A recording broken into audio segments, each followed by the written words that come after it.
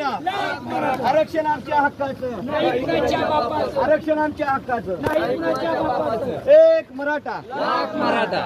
त्यांना मराठा आरक्षणावरची आपली भूमिका आपली सांगितलंय, त्यांना पाठिंबा आहे. फक्त आपल्या तोंडनं त्यांना असं स्पष्ट केलंय आपलं ऑलरेडी पाठिंबा आहे आणि आम्ही तुमचं समर्थन करण्यासाठीच आलो.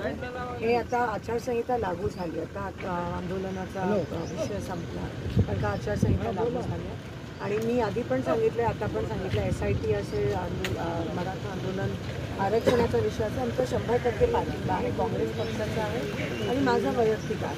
आणि गावबंदी किंवा सखोल मराठाला पण तुमचं तयार करा, त्याचा फायदा मतदान देणारच नाही आता. आणि ह्याच्यामध्ये काय होतं, तुमच्या आंदोलकांमध्ये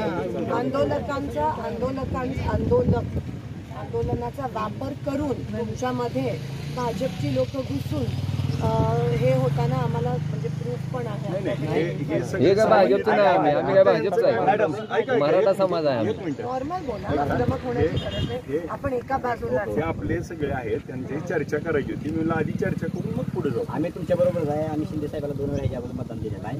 तुम्ही गावात जर नाही आला तर आम्ही तुमच्या पाठीशीच आहे.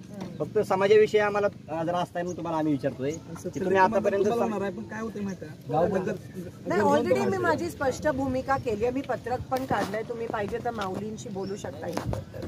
मी स्पष्ट केलंय सगळ्या पाठिंबा समर्थन आहे माझं. असं नका हे करू एका बाजूला. ऐका की आपण सगळे गावाच्या माणसाला एकट्याला फक्त दाखला मिळाला आहे, बाकी हे सगळे सोयरे मिळाला पाहिजे.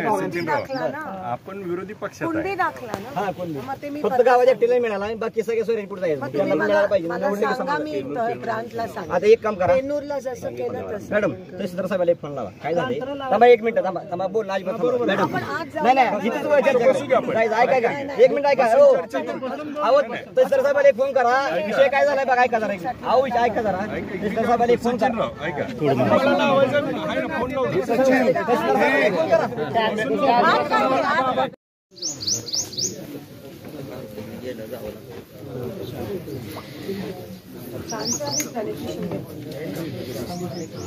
नमस्कार, मी जे कवठाळी गावात आहे ते पण तोच विषय आहे.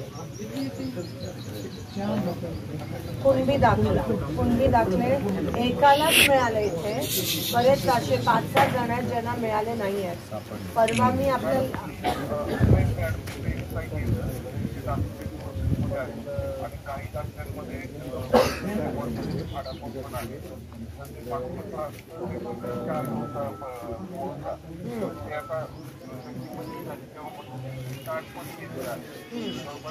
हे गाव पंढरपूरमध्ये येतं. हे गाव पंढरपूर तालुक्यात येतं.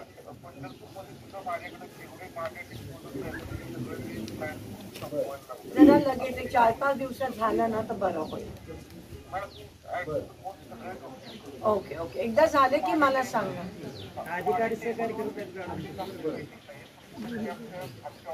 तिथे आहे, बरेच पेंडिंग आहे. सगळ्या गावातून कंप्लेंट आहे, तहसीलदारांकडे आहे. तुम्ही एकदा एक रिव्ह्यू घेऊन आज 4-5 दिवसात ते क्लिअर करू.